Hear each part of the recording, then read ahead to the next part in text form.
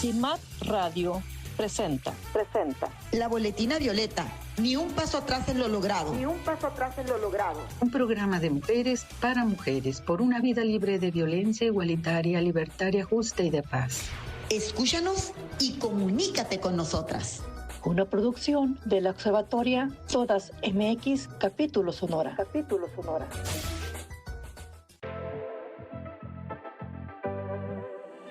En CIMAC Radio queremos escucharte. Comunícate con nosotras al 5535 0847 61 5535 0847 61 y déjanos conocer tus opiniones sobre nuestra programación. CIMAC Radio, periodismo con perspectiva de género.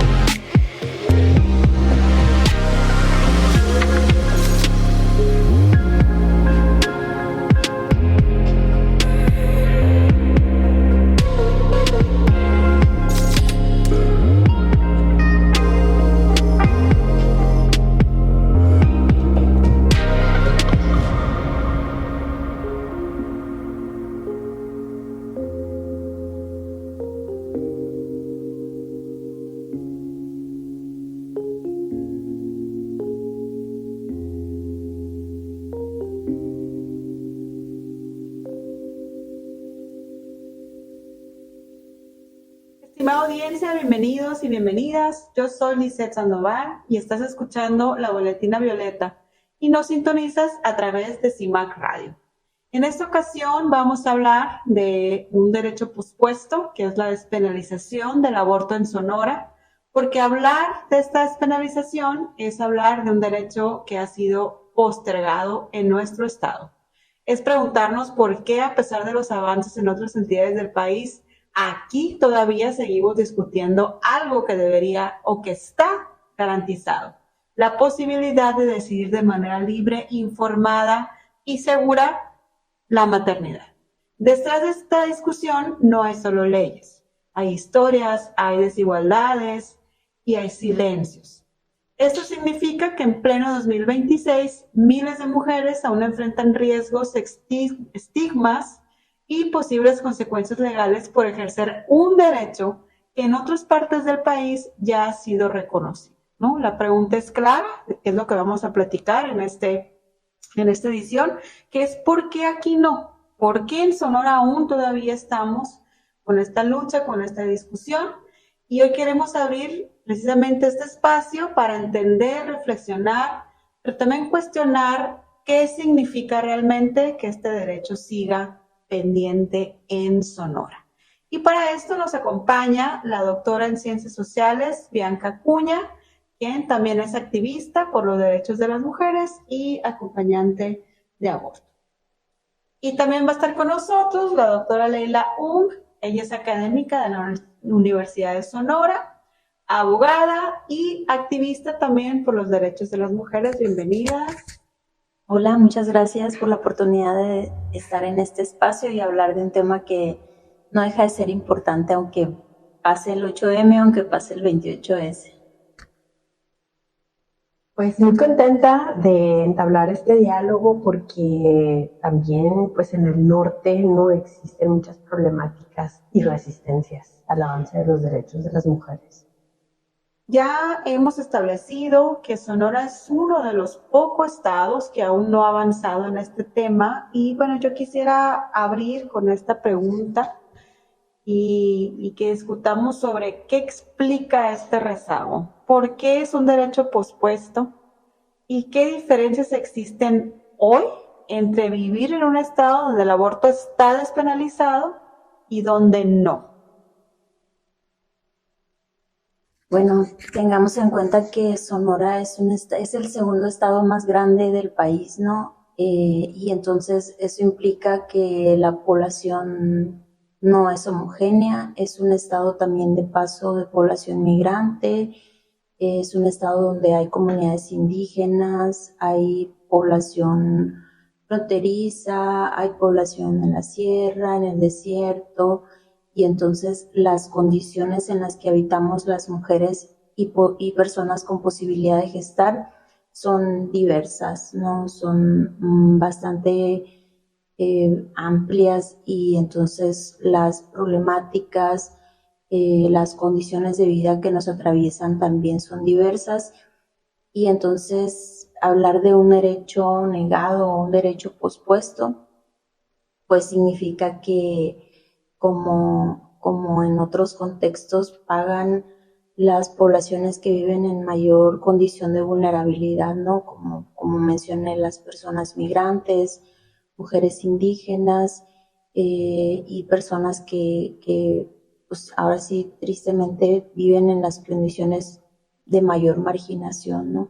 Esa es una de las cosas que creo que es como bien importante tener en cuenta a la hora de pensar en por qué se debe legislar sobre la despenalización del aborto en Sonora. Leila, ¿y qué acciones en Sonora se han venido realizando desde la sociedad civil, desde el grupo amplio de mujeres o de otras instancias para poner el tema en la agenda y pues exigir la despenalización? Pues a mí me llama mucho la atención que pareciera que el tema de derechos sexuales y reproductivos, particularmente el derecho a decidir o del aborto en Sonora, es un tema que no pinta, ¿no? O es un tema que en los últimos años ha empezado a impulsarlo la sociedad civil. cuando en realidad tenemos registros pues de las demandas de los grupos feministas que en aquellas épocas, en los 70s, en los 80s, pues no eran los grandes contingentes de grupos feministas, ya tenían dentro de sus demandas el derecho a la interrupción legal del embarazo, ¿no? Particularmente en la agenda impulsada de las mujeres de los 90s, de los 2000s, en donde ya hay una articulación más formal e institucionalizada, también podría decirse, de las mujeres en la construcción de la agenda, ¿no? Y también ha habido solicitudes de mujeres, ¿no? Esfuerzos de diferentes organizaciones de la sociedad civil con diferentes instancias de gobierno, como ha sido por el medio del Congreso. Antes no existían los parlamentos abiertos como ahora, ¿no? Por medio de la Comisión de Derechos Humanos, ¿no? Y también pues una demanda latente de la sociedad, y evidenciar también, ¿no? Dentro de esa demanda una necesidad que existe de que con legislación o sin legislación las mujeres aborten, ¿no? A partir, digamos, de la despenalización en la Ciudad de México, las entidades federativas empiezan a articularse y Sonora no es, digamos, la excepción, ¿no?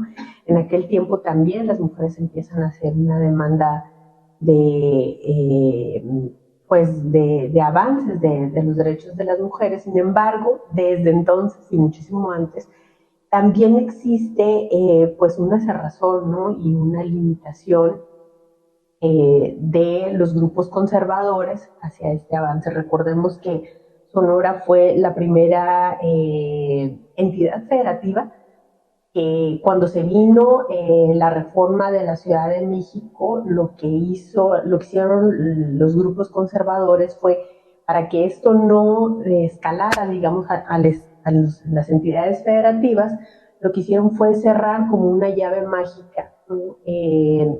Por medio de la reforma del primero constitucional, en donde reconocían el derecho a la vida desde la concepción, ¿no? Sonora fue el primer estado que tuvo esta reforma, ¿no? Entonces, ya desde entonces, digamos, ha habido aquí también territorio en disputa, digamos, ¿no? Territorio en lucha sobre este tema. Entonces, digamos, es una demanda que ha estado ahí presente, en donde las mujeres de la sociedad civil no hemos bajado la guardia. Sin embargo, otro tipo de acciones también han sido necesario impulsar, como es la cuestión de la violencia estructural hacia las mujeres. Ya ahorita Bianca nos platicó sobre cómo afecta a las mujeres más vulnerables. Quisiéramos ahondar un poquito en qué riesgos se enfrentan las mujeres en este contexto, pues de que todavía es criminalizado, ¿no? O que esté dentro del Código Penal como un delito. Como bien mencionó Leila, que un derecho sea negado no quiere decir que las mujeres no aborten, ¿no? Simplemente las condiciones en las que lo hacen pueden ser de mayor riesgo y clandestinidad, ¿no? Entonces, el que el derecho a decidir sea un derecho no reconocido aún, no quiere decir que expone a las mujeres y personas con posibilidad de gestar a que eso sea aumenta la vulnerabilidad. Lo hemos visto con casos muy fuertes recientemente, ¿no?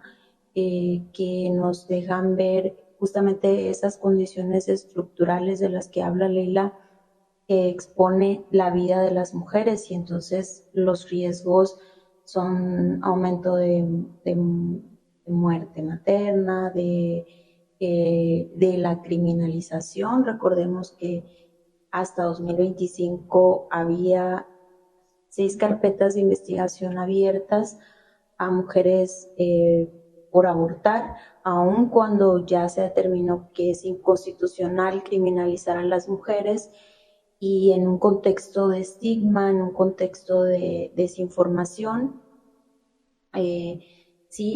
nos expone también no nada más en el tema de la salud, sino en el aspecto legal, contribuye a aumentar las vulnerabilidades, sobre todo, insisto, para las mujeres que tienen menos información, pero más vulnerabilidades, ¿no? O más marginación. Ha sido un tema que, aunque no ha salido de la agenda por muchos años, se ha tratado como de una manera totalmente negligente, ¿no? Desde las autoridades, desde los congresos, se han hecho marchas, se han hecho foros, se han hecho peticiones oficiales, oficios en instituciones, ¿no? Sin embargo, hay como un golpe silencioso, ¿no? Detrás de cada acción que se ha llevado a cabo y que tiende a como este silencio, ¿no? Silencio pues que lo vemos en las agendas también públicas. Y es importante también resaltar lo que nos dice Bianca sobre cómo, aunque todas las mujeres, ¿no? Tenemos esta posibilidad, ¿no? de abortar, que lo hacemos, ¿no? Todos los días en Sonora, pues cómo hay ciertas mujeres que, pues, dado su nivel de vulnerabilidad, pues puede ser mayor, digamos, los riesgos, ¿no? Que pueden padecer, más si no hay redes de apoyo, si se vive en contextos de marginación, mujeres migrantes, ¿no? Como lo has mencionado. Vamos a ir a un corte comercial y regresamos.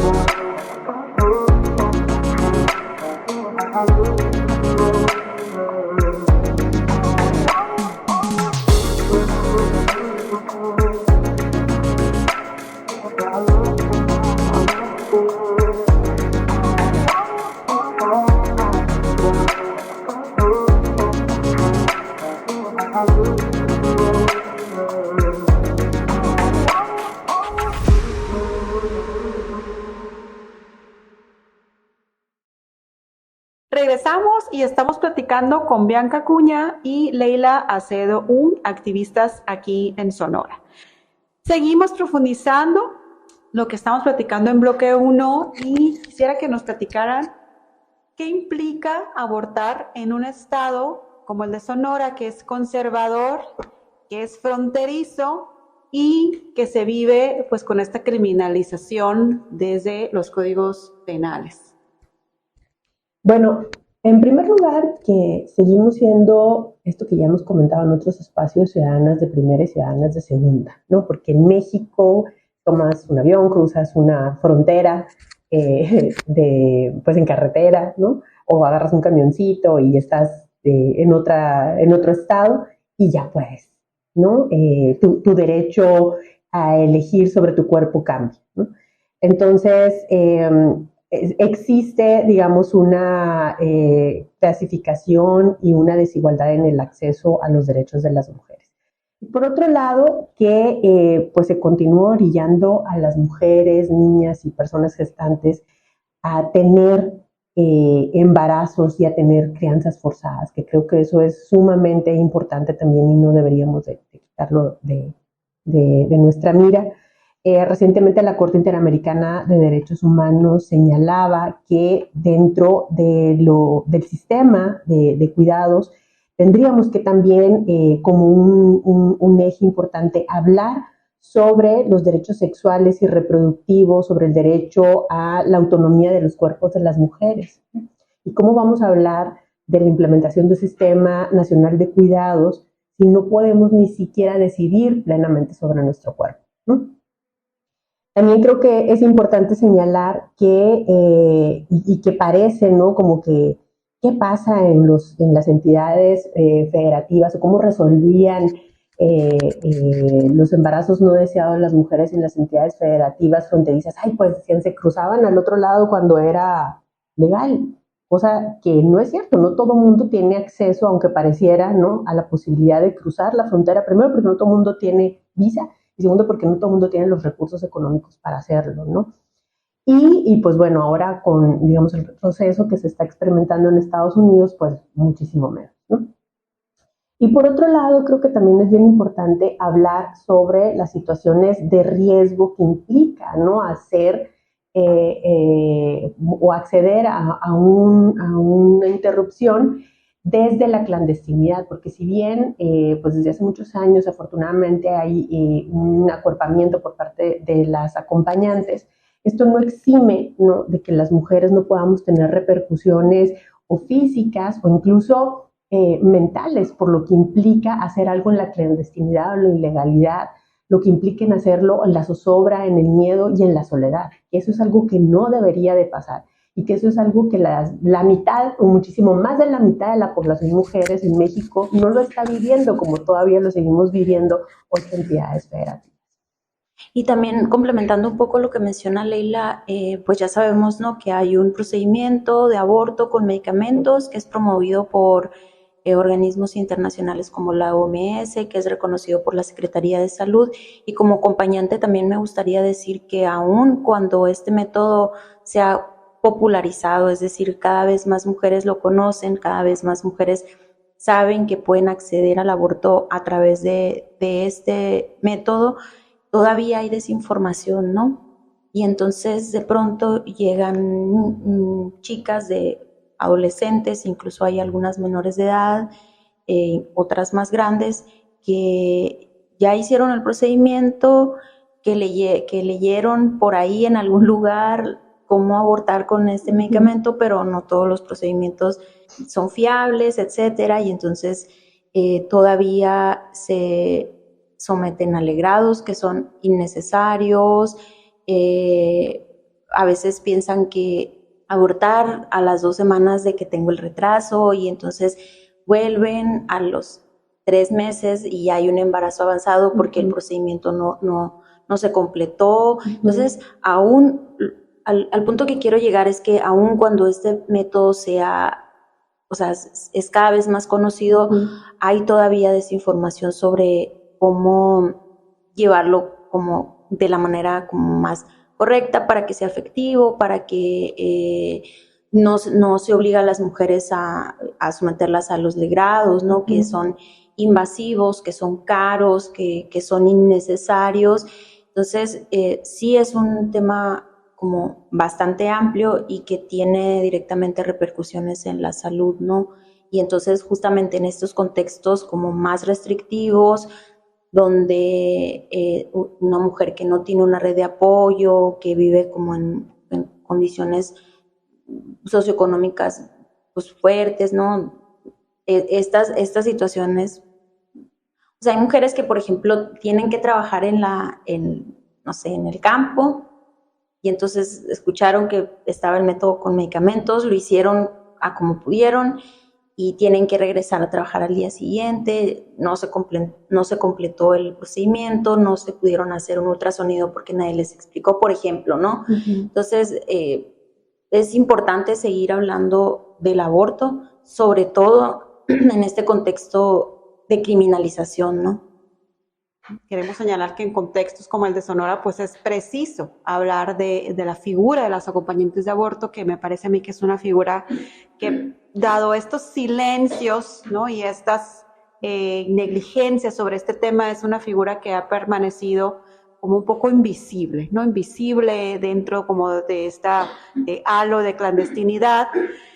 Pero a fin de cuentas, pues son mujeres que acompañan a otras mujeres, que brindan información, escucha, contención y guían momentos sumamente complejos para las mujeres que abortamos. Las acompañantes de aborto, entonces, pues entiendo que no solo orientan, también cuidan, sostienen y ayudan a transitar procesos, pues que muchas veces las mujeres vivimos, ¿no? En silencio. Bueno, ya nos has comentado un poco de esta labor de acompañante, pero quisiera yo que nos pudieras brindar un poquito más de información sobre qué implica acompañar un proceso de aborto en un contexto penalizado como el de Sonora, ¿no? También qué tipo de apoyo brindan las acompañantes y entonces en este contexto, ¿por qué su labor se vuelve tan relevante?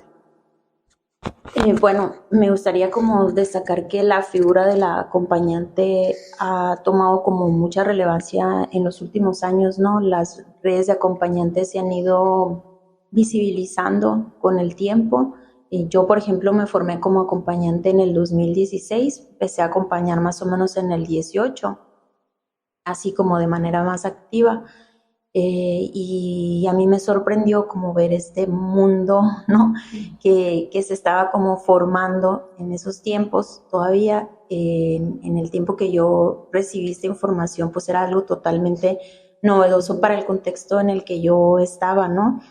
Y se me hace como bien importante mencionar que las redes de acompañantes sirven, sí, para dar información, para dar contención emocional, pero también que una acompañante nunca hace el trabajo sola, ¿no?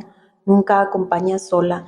Y en ese sentido, si bien se brinda información, se vincula cuando es necesario, por ejemplo, a médicos o médicas aliadas, etcétera, también, y se da contención a veces emocional. Hay mujeres que están muy seguras de su decisión y hacen el procedimiento, etcétera. Hay otras que justamente que están en contextos de poco apoyo, viven el miedo, la culpa de una forma como más fuerte.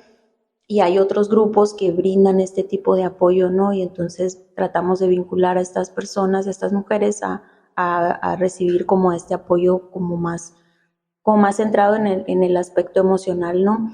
Pero también, sobre todo en este contexto de Sonora que está criminalizado, pues las redes de acompañantes tratamos de acercar en los espacios donde sabemos que pueden encontrar el medicamento, ¿no? O buscamos ahí, hacemos faramayas para que una mujer que está a lo mejor en un contexto rural, alejada a veces hasta de la señal del teléfono, pueda recibir la información de manera clara, de manera certera, pueda también acceder al medicamento. Entonces,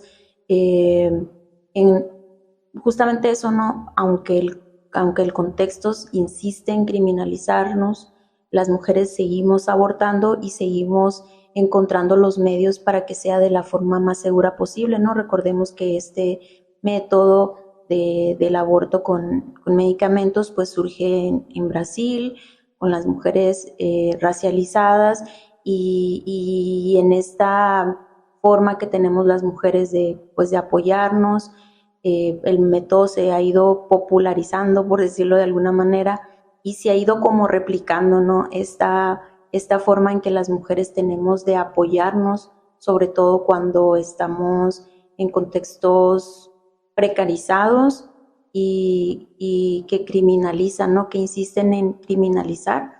Y yo creo que esa es como la parte a mí se me hace como más valiosa el trabajo de las acompañantes, ¿no? Y que creo que es necesario seguir hablando de que las acompañantes existimos y estamos al final de cuentas haciendo una chamba que el Estado se niega, que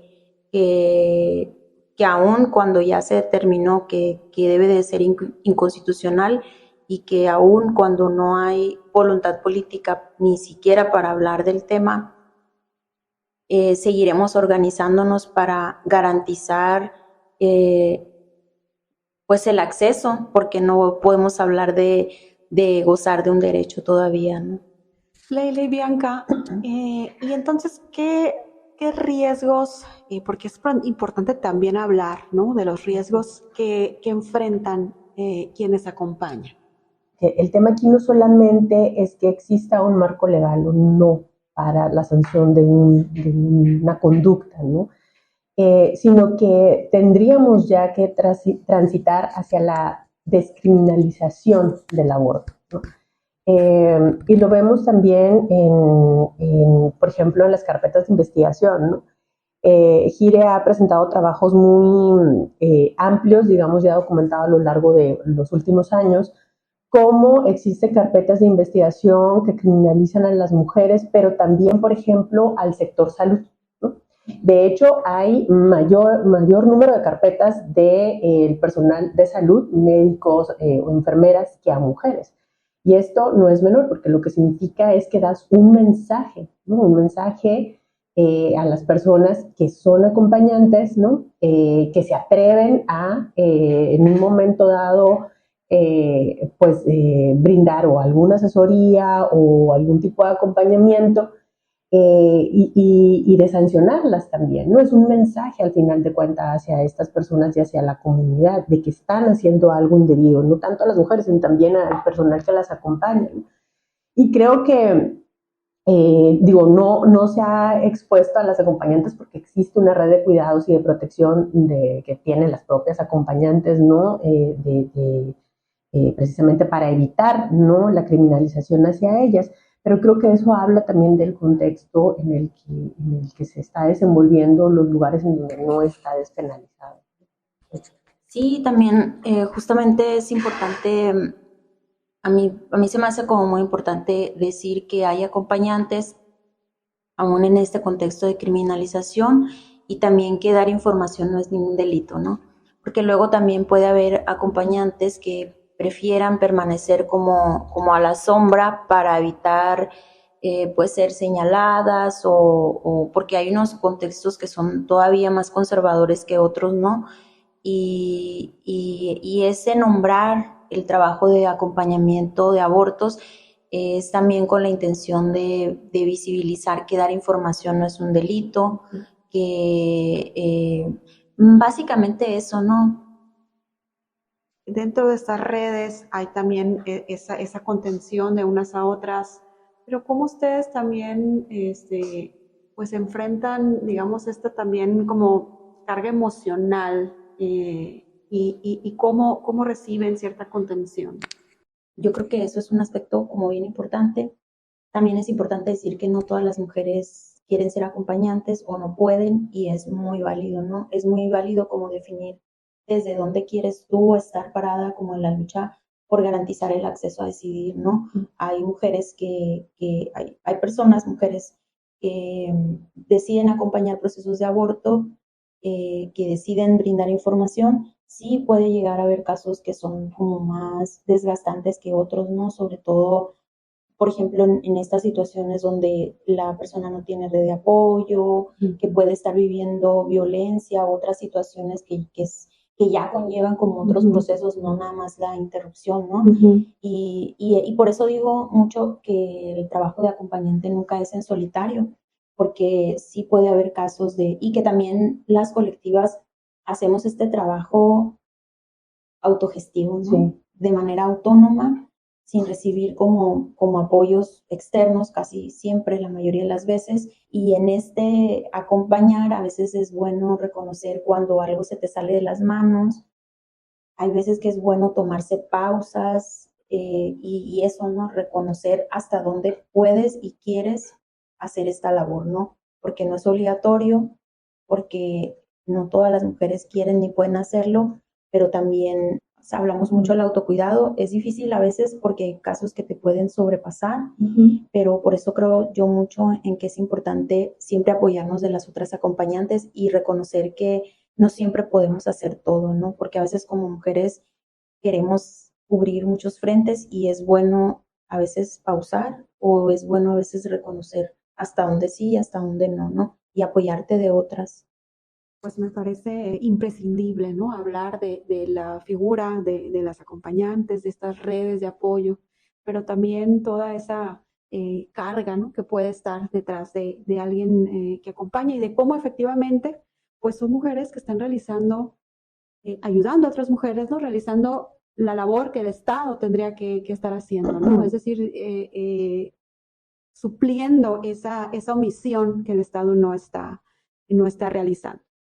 Regresamos recordando que estamos en su programa La Boletina Violeta a través de CIMAC Radio y estamos platicando del tema de la despenalización del aborto como un derecho pospuesto en Sonora. Estamos hablando, reflexionando con Leila Acedo Ung y con Bianca Acuña. Y bueno, entonces seguimos ahondando en este asunto de la despenalización y entonces quisiera continuar con la pregunta de ¿qué falta para que en Sonora se despenalice el aborto? ¿Qué está sucediendo en Sonora? Pues que no vemos cristalizado aún este derecho, aún cuando ya es proclamado a nivel federal, pues como un derecho para las mujeres y personas en capacidad de gestar. Pues de entrada que tanto el Congreso del Estado como el Ejecutivo dejen de estar en desacato. ¿Por qué en desacato? Pues porque la Suprema Corte Nacional de Justicia ya emitió, ¿no?, una resolución en donde señalaba que pues ya no puede criminalizarse a las mujeres ni a las personas gestantes por decidir sobre su cuerpo. Sin embargo, y da, ¿no?, un mandato a estos dos poderes para que legislen y cambien pues de sus legislaciones locales esta criminalización.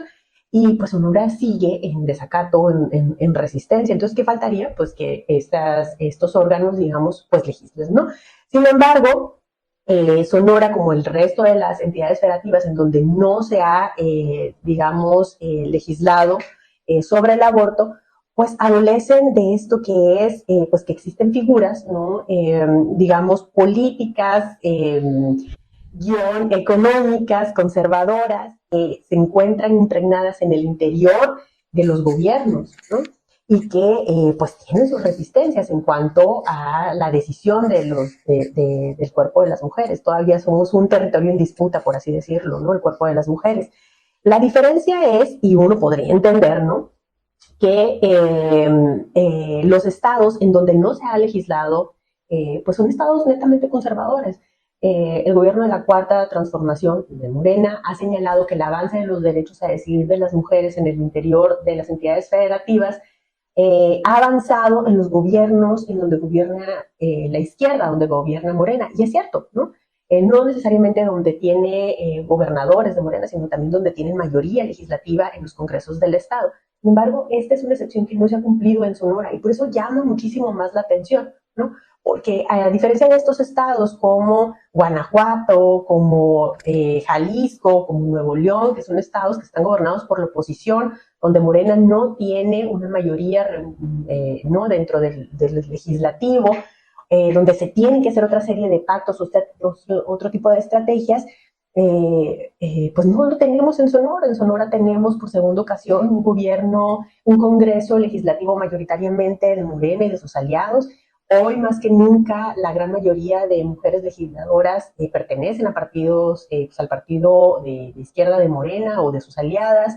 Y también contamos con el primer gobernador de izquierda en Sonora, ¿no? Es decir, las condiciones políticas y de representación política están ahí para que se den. Entonces, lo único que le atribuimos es o a una falta de interés de sus gobernantes o a resistencias internas de los grupos conservadores, que hay que decirlo, forman parte también estratégica de la bancada de, pues en Sonora, y que muchos de ellos están también dentro de las filas de los gobiernos progresistas de izquierda, y dígase Morena, dígase PT, etcétera, etcétera, ¿no? Entonces, bueno, pues, ¿qué es lo que falta? Pues eso, no sé si Bianca quiera. Sí me gustaría como complementar un poco lo que Sí. hablas, porque el que eso no ocurra, que no se dé el paso a la despenalización después de casi 5 años de que la Suprema Corte emitió este fallo histórico, que se llamó histórico en su momento, que lo es que entonces estamos siendo un Estado que se está quedando rezagado en cuanto, obviamente, a la garantía de un derecho, que es el derecho a decidir, pero también en cuanto a lo que se está discutiendo sobre el aborto, ¿no? Por ejemplo, en Ciudad de México ya se está hablando de que es importante que se quite el número de semanas porque solamente limita el acceso, por ejemplo, y entonces el que la despenalización se dé únicamente hasta las 12.6 semanas ha dado pie a que se criminalice a mujeres que se enteran que están embarazadas a, no sé, 15 semanas, o sea, más allá de las 12.6 que marcan los códigos penales, o por ejemplo el caso de Sinaloa, que es el único estado que ha legislado hasta la semana 13.6, pero que ya está avanzando en discusiones sobre, por ejemplo, garantizar el acceso al aborto a mujeres que viven con alguna discapacidad, ¿no? Y hay otras cuestiones que también son como muy importantes hablar.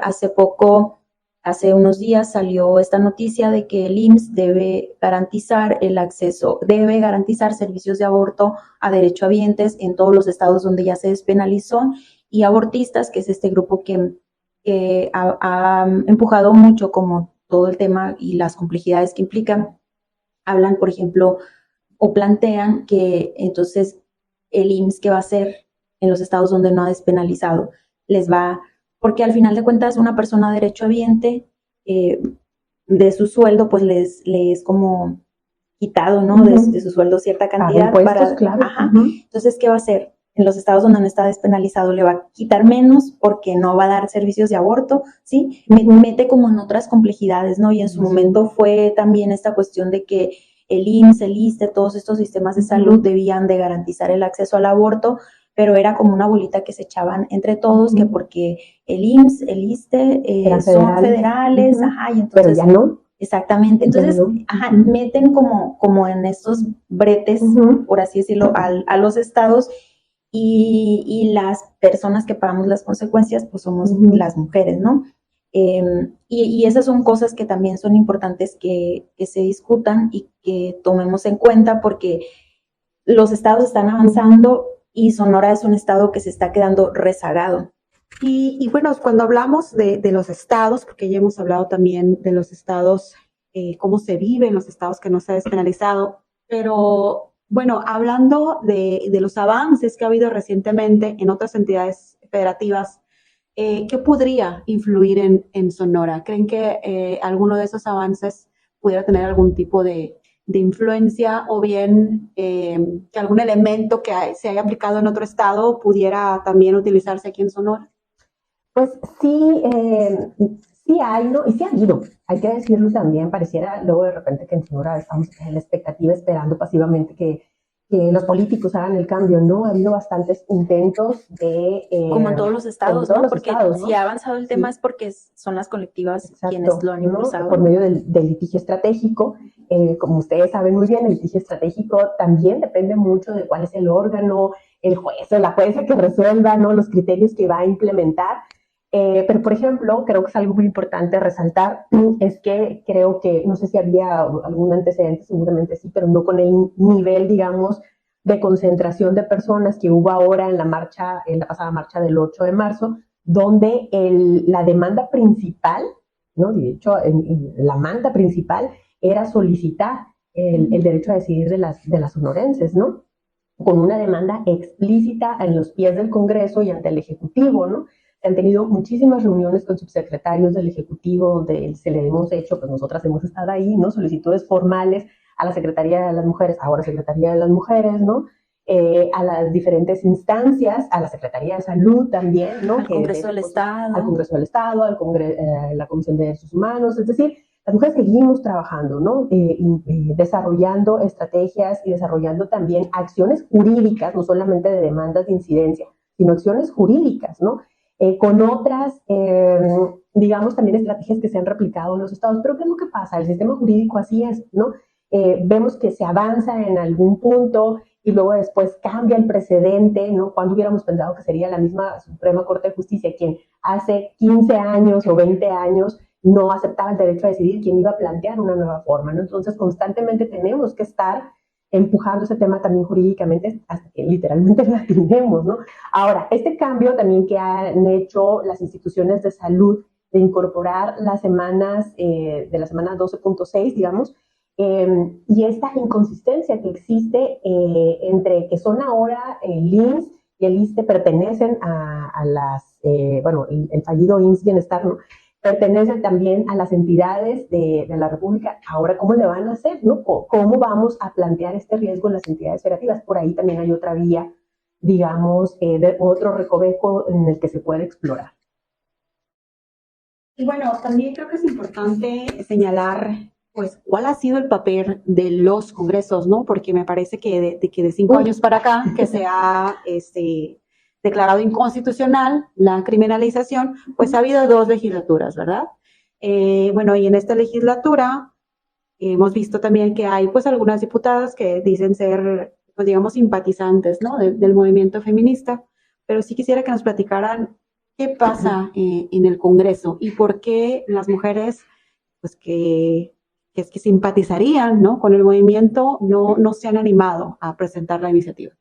Pues pareciera que hay como una pasividad política, ¿no? Para simplemente decir la palabra aborto, ¿no? Porque pareciera como que no hemos logrado como atravesar esto de que un tomador o tomadora de decisión debe de hacerlo no bajo sus creencias, sino pues es una persona que es una servidora o servidor público y que está para legislar por las personas en Sonora, ¿no? Pero sí se ve muy, sobre todo con estas tomadoras de decisión, específicamente quiero referirme a mujeres que vienen del movimiento feminista en otros tiempos, ¿no? Y que uno pensaría que por ese motivo podrían ser aliadas, pero entonces nos encontramos con una dificultad simplemente para sentarnos a hablar del tema.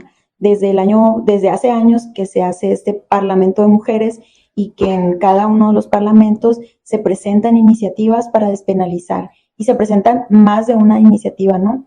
Lo digo porque el año pasado participamos en el Parlamento con el tema, hubo otras iniciativas que hablaron también del mismo tema, en esta ocasión hubo también, pero se queda nada más como la foto.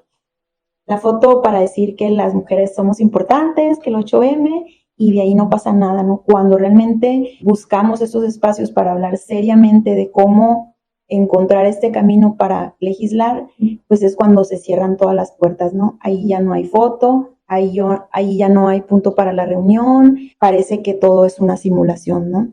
Bueno, hay que señalar también que la legislatura pasada, que fue la primera legislatura mayoritariamente de Morena, hubo una diputada que sí presentó una iniciativa, ¿no? de reforma al aborto.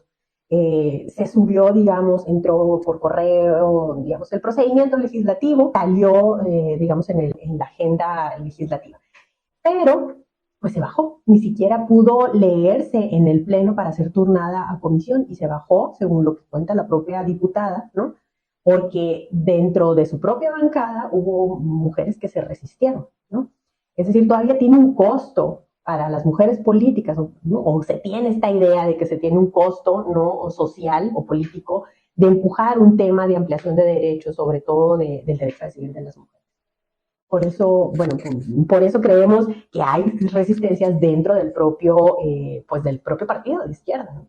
Creo que hemos puesto muchas cosas sobre la mesa muy interesantes y que vale la pena pues seguir hablando, seguir mencionando, seguir visibilizando, porque en Sonora, pues como lo hemos dicho, es un derecho pospuesto y ya está asumido por la Suprema Corte de Justicia como un derecho que todas las mujeres tendríamos que estar, pues que tendría que estar garantizado, ¿no? Y bueno, para despedirnos, quisiera nada más que nos dieran como una breve conclusión o mensaje cada una para, digamos, cerrar las ideas que hemos venido compartiendo, un mensaje breve. Pues nada más, ¿no? Señalar que las mujeres hemos abortado, históricamente hemos abortado y vamos a seguir abortando con o sin legislación, ¿no?